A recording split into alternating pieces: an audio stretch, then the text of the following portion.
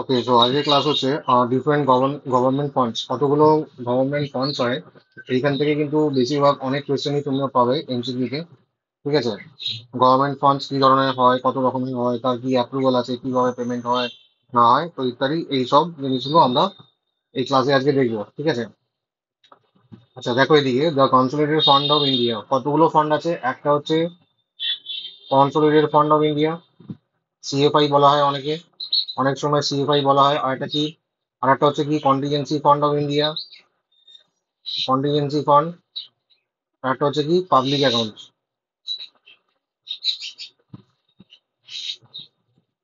এইখান থেকে প্রায় সময় কোয়েশ্চেন দেয়, প্রত্যেকবারই কোয়েশ্চেন আসে এখান থেকে। ঠিক আছে, একটা হচ্ছে কি কনসোলিডেটেড ফান্ড অফ ইন্ডিয়া, একটা হচ্ছে কি কন্টিজেন্সি ফান্ড, একটা হচ্ছে কি পাবলিক অ্যাকাউন্টস। ঠিক আছে, the consolidated fund of India, contingency fund of India, and the public accounts of India are the three main funds of the government of India as established under Article 266 and Article 267। তাহলে এই দুটো article কোন আর্টিকেলের মধ্যে পড়ে এটা মনে রাখতে হবে, কারণ এখান থেকে এমসিকিউ আসতে পারে। Of the Indian constitution they serve different purposes in managing government finances। আচ্ছা, প্রথমে আসি যেটা হচ্ছে সিএফআই অথবা consolidated fund of India.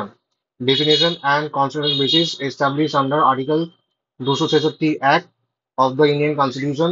It is the most important and largest fund of the Indian government। তাহলে গভর্নমেন্টের যে মেইন ফান্ড, গভর্নমেন্টের যে মেইন ফান্ড, ঠিক আছে, যেখান থেকে গভর্নমেন্টের যত যাবতীয় খরচ এবং যাবতীয় যা তার যে রেভিনিউ, সেগুলো কোথায় আসে, সেগুলো আসে হচ্ছে কনসোলিডেটেড ফান্ড অফ ইন্ডিয়া। মনে থাকবে, কনসোলিডেটেড ফান্ড অফ ইন্ডিয়া, এইখান থেকে গভর্নমেন্টের মেন খরচ এবং মেন যে রেভিনিউ গুলো সেইখানে সেইগুলো এইখানে এসে জমা হয়। ঠিক আছে, সোর্সেস অফ মানি কি কি দেখো, all government revenues and loans are credited to this fund including tax revenues. তাহলে ট্যাক্স কি কি রেভিনিউ আসছে, ট্যাক্স রেভিনিউ, ট্যাক্স রেভিনিউ বলতে ইনকাম ট্যাক্স থেকে আসছে, কর্পোরেট ট্যাক্স থেকে আসছে, জিএসটি থেকে আসছে, কাস্টম ডিউটি থেকে আসছে, এক্সাইজ ডিউটি থেকে আসছে, এটসেট্রা।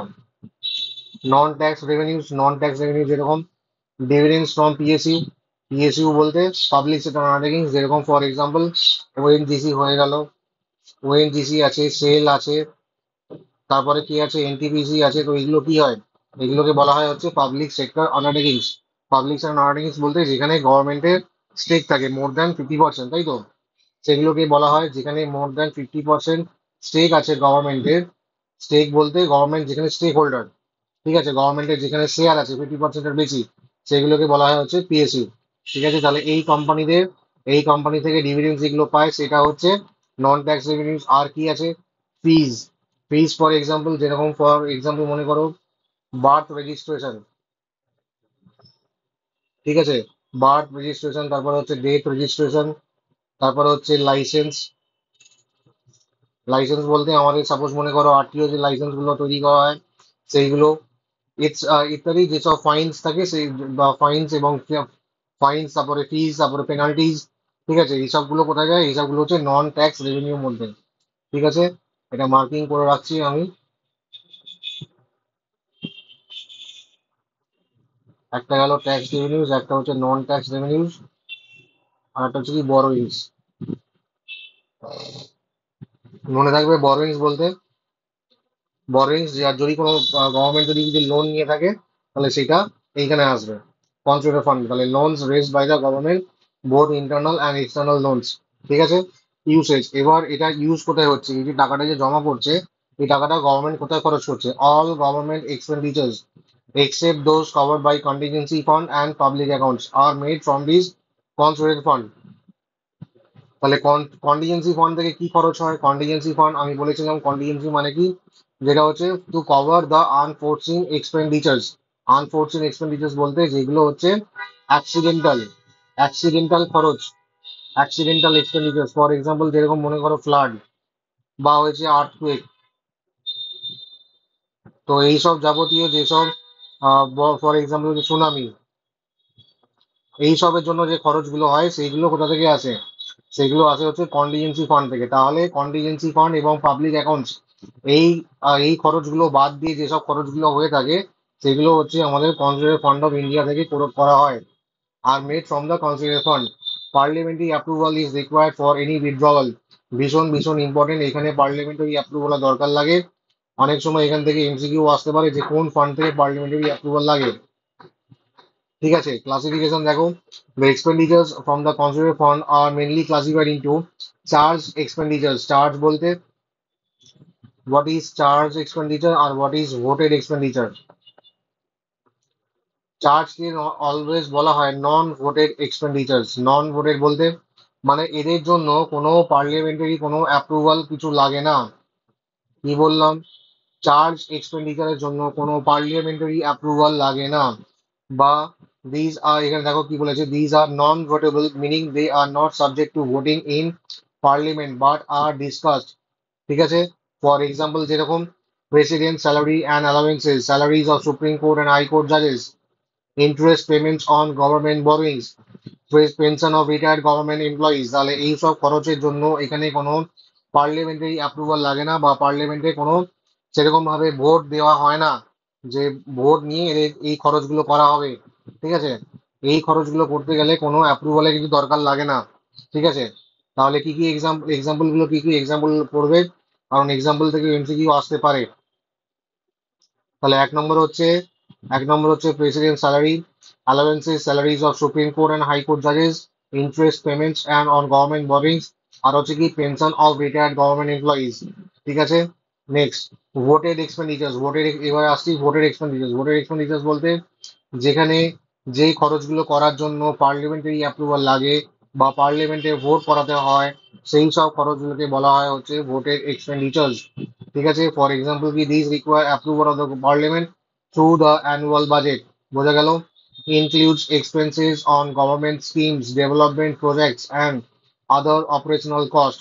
তাহলে বুঝতে পারছো, গভর্নমেন্টে যতগুলো স্কিম, গভর্নমেন্ট যদি কোনো স্কিম তৈরি করে বা যদি কোনো ডেভেলপমেন্ট প্রজেক্ট তৈরি করতে থাকে বা কোনো অপারেশনাল যদি কস্ট থাকে, তাহলে সেই সব খরচগুলো করবার জন্য মানে পার্লামেন্টের অ্যাপ্রুভালের দরকার লাগে। ঠিক আছে, তাহলে এই খরচগুলোকে বলা হয় হচ্ছে কি voted এক্সপেন্ডিচার্স।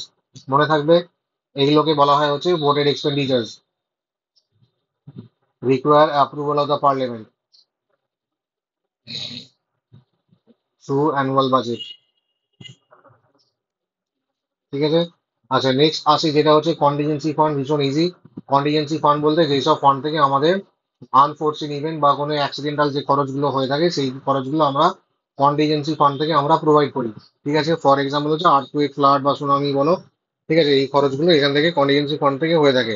Definition and constitutional basis, establish under article 267(1)। তাহলে কোন আর্টিকেলের মধ্যে পড়ছে?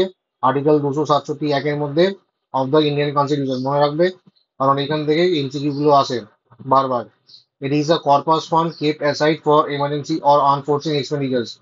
আচ্ছা, এটা কার অ্যাপ্রুভালের মধ্যে থাকে? মনে আছে কিছু? আমি পড়িয়েছিলাম এর আগে। এটা কার অ্যাপ্রুভালের আন্ডারে থাকে? অ্যাপ্রুভাল ফর দ্য প্রেসিডেন্ট,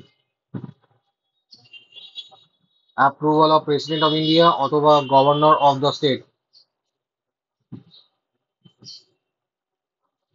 এর আগে তোমরা পড়েছো, মনে করো।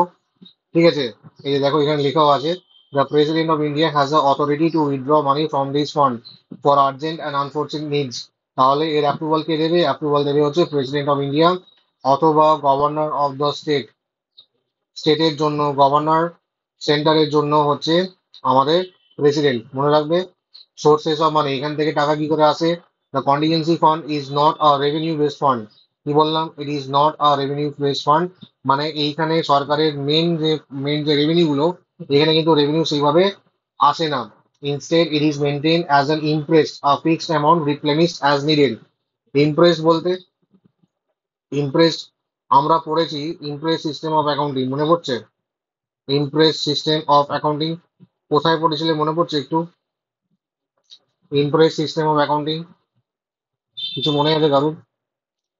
পড়েছিলাম হচ্ছে পেটি ক্যাশ, পেটি ক্যাশ এক্সপেন্সেস, পেটি ক্যাশ এক্সপেন্সেস বা পেটি ক্যাশ বুক।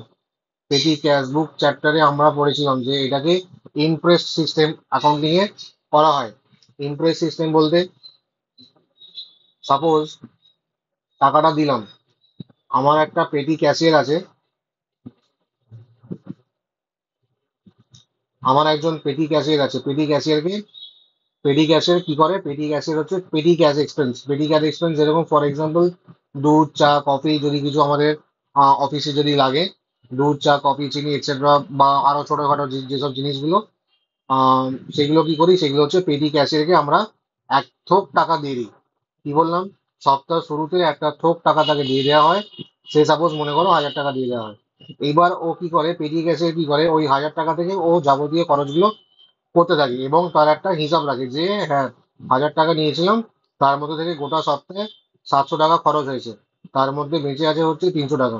তাহলে এই 300 টাকাটা কোথায় আছে মনে আছে? এই 300 টাকাটা কোথায় যায় মনে পড়ছে কিছু? এই 300 টাকাটা যায় হচ্ছে পেটি ক্যাশ ব্যালেন্স। পেটি ক্যাশ ব্যালেন্স মানে হচ্ছে এটা অলমোস্ট ক্যাশ ব্যালেন্সের মধ্যে আমরা ট্রিট করি। ক্যাশ ব্যালেন্স কোথায় যায়? ক্যাশ ব্যালেন্স যায় হচ্ছে ব্যালেন্সিং এর অ্যাসেট সাইডে। তাহলে পেটি ক্যাশ ব্যালেন্স কোথায় যাবে? ব্যালেন্সিং এর অ্যাসেট সাইডে। মনে পড়ছে এবার?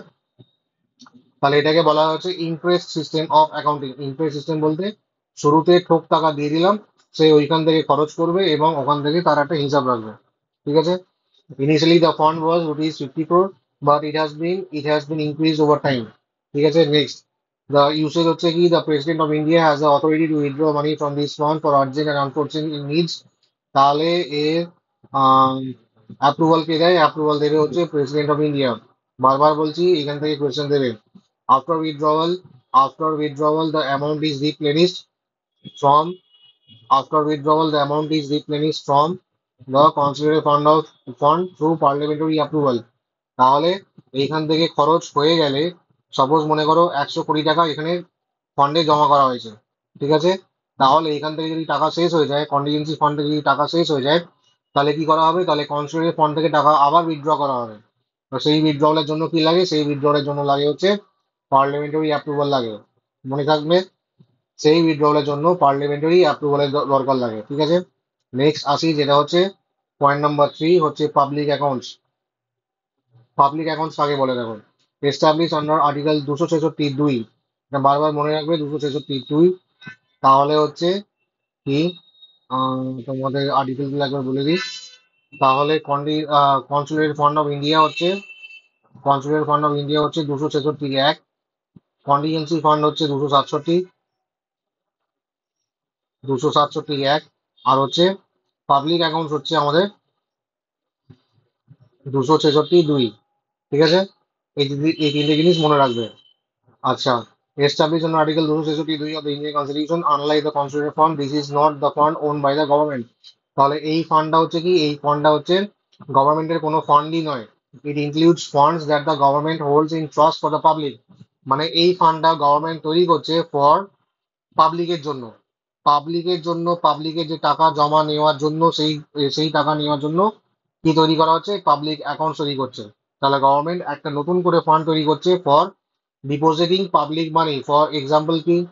এক্সাম্পল হচ্ছে ইপিএফ, এমপ্লয়িজ প্রভিডেন্ট ফান্ড, অথবা হচ্ছে ফর এক্সাম্পল ইএসআই। ইএসআই এগুলো তোমরা দেখেছো নর্মালি, যদি তোমরা কোনো প্রাইভেট কোম্পানিতে যদি চাকরি করে থাকো, তাহলে দেখবে তোমাদের স্যালারি থেকে কিছু টাকা বাদ যায়। ঠিক আছে? সেগুলোকে সেটা হচ্ছে, একটা হচ্ছে ইপিএফ, একটা হচ্ছে ইএসআই। তাহলে এই টাকাগুলো জমা হয় কোথায়? এই টাকাগুলো জমা হয় হচ্ছে পাবলিক অ্যাকাউন্টে এসে জমা হয়। ঠিক আছে? সোর্সেস অফ মানি দেখো, এখানে কি বলেছে, money in the public accounts comes from transactions where the government acts as a trustee or banker. Example includes provident fund. Example গুলো পড়বে। Example includes Provident Fund, Small Savings Schemes, Post Office Savings Schemes, PPF, General Provident Fund, Employees Provident Fund, National Pension Scheme, Reserve Fund of Government Departments, example Defense Pension, আর হচ্ছে কি court deposit, আর হচ্ছে government securities. তাহলে government securities বলতে টি বিল, treasury bill, সেগুলোকে কি বলা হয়? সেগুলো হচ্ছে গভর্নমেন্ট সিকিউরিটিজ, তাই না? তাহলে এইখান থেকে যেসব টাকাগুলো আছে, এই টাকাগুলো কোথায় যায়? এই টাকাগুলো যায় হচ্ছে পাবলিক অ্যাকাউন্টসে। ইউসেজ কি কাজে লাগে?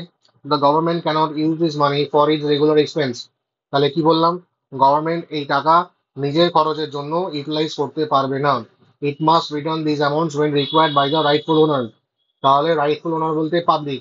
পাবলিকের যখন দরকার পড়বে, পাবলিক কিন্তু এইখান থেকে টাকা তুলতে যেন পারে। ঠিক আছে? Unlike the constituted fund, parliamentary approval is not needed for transaction under this fund. তাহলে কি বললাম? এইখানে কিন্তু কোনো রকম পার্লামেন্টারি অ্যাপ্রুভাল কিছু লাগে না। এইখানে কোনো পার্লামেন্টারি অ্যাপ্রুভাল কিছু লাগে না।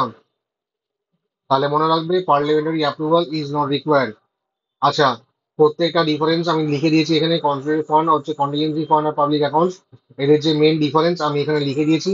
পুরো পয়েন্ট ওয়াইজ লেখা আছে, তোমরা একবার পড়ে নিও, একবার জাস্ট চোখ বুলিয়ে নিও। ঠিক আছে, সবই আছে, যেটা যেটা আমি পড়িয়ে এসেছি সেগুলোকে এখানে পয়েন্ট ওয়াইজ করা আছে। ঠিক আছে, তোমরা জাস্ট একবার তোমাদের সুবিধার্থের জন্য এটা দেখে নিতে পারো। ওকে, চলো।